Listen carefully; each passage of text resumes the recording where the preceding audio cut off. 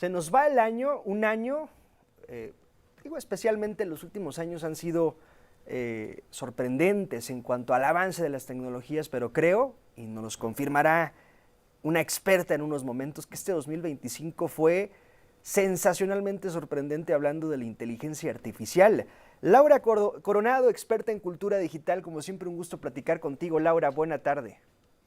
Hola, ¿qué tal, Juan Pablo? Pues feliz de estar cerrando el año con ustedes y creo que efectivamente, como tú decías en el preámbulo, estamos hablando todo el tiempo de inteligencia artificial y uno de los grandes hitos dentro del 2025 me parece a mí es su popularización. Hace 3 años hablábamos de ChatGPT, hablábamos de Sí. OpenAI, pero ahora estamos hablando acerca de que más de 100 millones de usuarios están utilizándola de manera diaria y este número se hace todavía mucho más exponencial si hablamos de que se están creando ecosistemas. Ahora las búsquedas de Google, por ejemplo, ya incluyen inteligencia artificial y entonces estaríamos hablando de 1.500 millones de usuarios al día haciendo búsquedas con inteligencia artificial.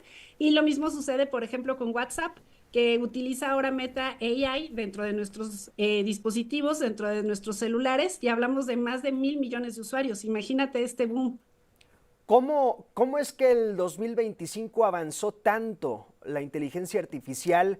Eh, ¿Por qué avanzó tanto? Es decir, hay más empresas que tienen sus sistemas de inteligencia artificial, hubo avances en la tecnología, la promoción de la misma, es decir, ¿dónde radica que hoy casi todos, porque no todos, sabemos que existe la inteligencia artificial?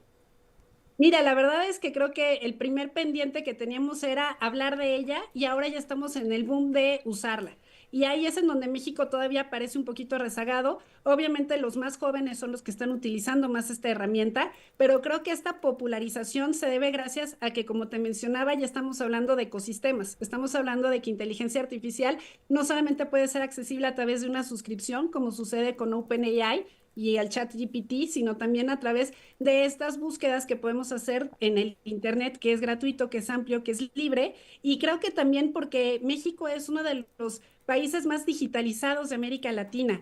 Y ahora estamos hablando de que no solamente lo utilizas en el trabajo o por entretenimiento, sino que ya lo usas de manera inmediata sin que te des cuenta a través de estos dispositivos como los wearables, que se llaman así, y que son celulares, audífonos, lentes, relojes, que ya te vienen incluida la inteligencia artificial y entonces de una manera mucho más natural los usuarios están empleándola.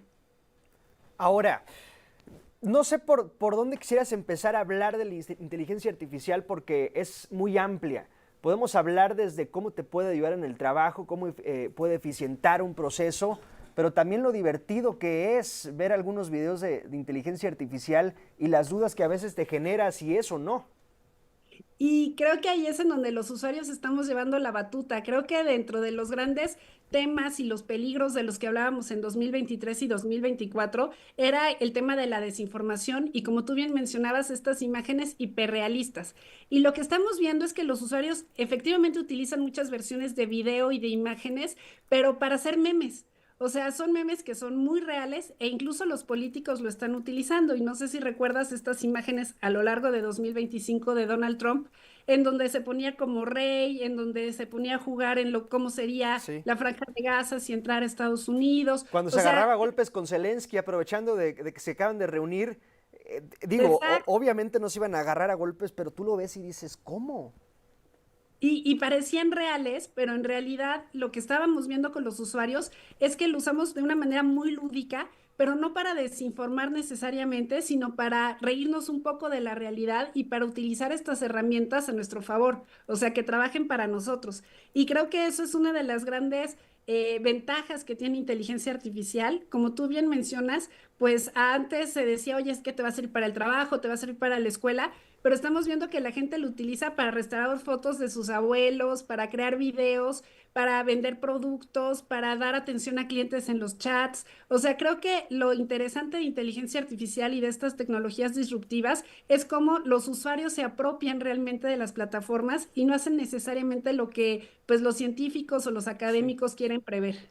Yo creo, y hay quien cree lo contrario, hay quien dice que la inteligencia artificial va a desplazar a humanos. Ujú. Y yo creo en la afirmación que dice que va a desplazar a los humanos que no sepan usar inteligencia artificial, es decir, tenemos que adaptarnos al presente y eso significa saber darle un uso correcto a la inteligencia artificial y si es posible incorporarlo a nuestro trabajo para eficientar procesos, hacerlo, pero de eso a que nos corran para poner a un robot que usa la inteligencia artificial, desde mi punto de vista, falta un rato, no nos va a tocar, al menos a nosotros no. Y yo creo que no va a llegar nunca. La verdad es que el ser humano es insustituible, o sea, somos únicos y lo único que va a hacer es facilitarnos la vida. Hay que ver inteligencia artificial como una herramienta, no como un sustituto. Es decir, ¿qué puede hacer para mí para que ese trabajo que es mecánico, que es tedioso, que puede ser automatizado, yo utilice ese tiempo de una manera creativa y no viceversa? Entonces creo que en realidad, como tú bien mencionas, es quién utiliza la inteligencia artificial a su favor y esa persona es la que va a destacar y la persona que no se integra a la digitalización, que no entra a esta era de tecnología, pues obviamente se va a ir rezagando. Entonces ahora estamos hablando obviamente de alfabetización digital y de una brecha que podríamos crear o no a partir de quién utiliza y cómo utiliza estas indicaciones de inteligencia artificial. Pero creo que también es muy interesante esta visión acerca de cómo, como tú bien mencionabas, lo utilizamos en nuestro día a día. Entonces yo lo hago un poco como el símil de que sería tu becario o tu pasante, o sea, aquello que le dejarías a alguien más y que tú lo vas a supervisar, pero no vas a dejar de supervisarlo. Ese es un buen punto porque tiene errores y a veces errores catastróficos. Y la verdad es que la inteligencia artificial sirve mucho para ayudarte en temas que tú ya conoces, porque le detectas el error. O Claro. sea, si pido temas que son vinculados con tecnología, con derecho, pues obviamente puedo decir, oye, esto está fallando, le falta esta ley, le falta esta actualización. Pero cuando yo le estoy diciendo algo que para mí es nuevo, ahí es en donde puedo caer en el error, porque efectivamente no necesariamente me va a dar la mejor información, sino la que surge a partir de Internet. Y como todos sabemos en Internet, pues también hay noticias falsas, también Claro. hay los algoritmicos, también hay pues un tema de editorial. Entonces creo que ahí es en donde también nosotros como usuarios tenemos que verla como una herramienta, pero no la única de las herramientas. Estoy platicando con Laura Coronado, experta en cultura digital. Ahora, Laura, también fue un punto de discusión este año, aparte de los diputados que utilizaron chat GPT para resumir algunos dictámenes, eh, utilizar la IA como psicólogo, platicar con ChatGPT como si fuese tu psicólogo, fue un tema de discusión este año. Incluso hay un caso, especialmente de una chava que se quitó la vida y que había antes consultado a ChatGPT este tema. Es un tema también complejo si hablamos de emociones. Sí, mira, la verdad es que la tecnología, y lo vivimos durante los últimos 20 años con redes sociales, ocupa espacios que nosotros como sociedad, como comunidad, les vamos dejando. Y es un gran tema para nosotros actualmente el de la salud mental. Entonces creo que ahí es en donde nosotros tenemos que buscar estos canales de comunicación para que sea una guía o una herramienta en ciertos sentidos.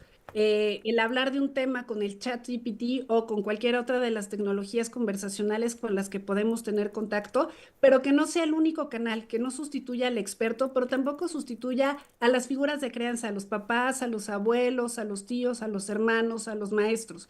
Y cuando nosotros dependemos tanto de los dispositivos, muchas veces no nos damos cuenta de que les vamos dando ese ejemplo a los menores de edad. Si yo le digo a mis hijas, yo soy madre de dos niñas, oye, yo puedo estar ocupada, yo puedo estar cansada, pero el dispositivo siempre está para ti y nunca se va a cansar y utilízalo ahorita porque estoy agotada, pues claro que creo esta idea de que la tecnología siempre va a estar bien, que no va a Sí. fallar y que siempre está disponible. Si nosotros decimos, oye, no puedo esperar a ir al terapeuta porque tengo que sacar cita, desplazarme, pagarlo, y en cambio tengo 24/7 alguien que me puede estar diciendo las cosas y me puede dar la consulta, entre comillas, es mucho más cómodo, pero no quiere decir que sea un suplente de lo que realmente me puede Sí. decir un experto. Entonces creo que ahí como sociedad tenemos que trabajar muchísimo en esta idea que además es científica y es la base de la teoría científica, de que la tecnología puede fallar, el chat se puede equivocar, nosotros nos podemos equivocar, pero es mucho Sí. mejor el contacto humano para ciertos temas y claro que nos puede servir de guía, pero no quiere decir que lo mismo sucede con temas de salud de otro tipo, que como eres hipocondriaco le quieras contestar todo al chat y que él te responda y te lo mediques, ¿no? O sea, creo que ahí es en donde tenemos que tener pues mucho cuidado y ver mucho el uso ético que se le puede dar a estas plataformas. Laura, nos queda un minutito. Cuando éramos chicos, existía el Encarta, nos conectábamos al internet vía telefónica y no podías llamar por el teléfono mientras estabas conectado. En fin, híjole, en 20 años esto ha avanzado con locura. ¿Qué vamos a ver en 20 años? Yo creo que no podemos magnificarlo. Bueno, es que somos una sociedad y una generación privilegiada. Bill Gates te hablaba de cuatro grandes revoluciones en los últimos 25 años, que es el ordenador o la PC personal, o sea, antes la teníamos solamente en la oficina y ahora se puede además trasladar, o sea, todo lo que tenemos con tablets. Hablaba del tema del Internet, que ya era pues mucho más accesible, como tú mencionabas, que no implicaba una línea telefónica y los smartphones, que se convirtieron en un boom. El tema de las redes sociales como una tercera ola y ahora estamos viviendo esta cuarta hora que es inteligencia artificial. No sé si en los próximos 20 o 25 años vamos a seguir teniendo estas revoluciones. Yo creo que vamos a tener un periodo de pausa, de descanso, de desintoxicación y creo que ahí es en donde tendría que ser nuestro propósito, que la tecnología trabaje para nosotros y no al revés. Laura Coronado, un gusto platicar hoy contigo y lo hicimos algunas veces a lo largo del año. Gracias, que la pases bien. Mil gracias, feliz cierre de año, un abrazo. Gracias, es Laura Coronado, experta en cultura digital. La pausa es breve, no se vaya.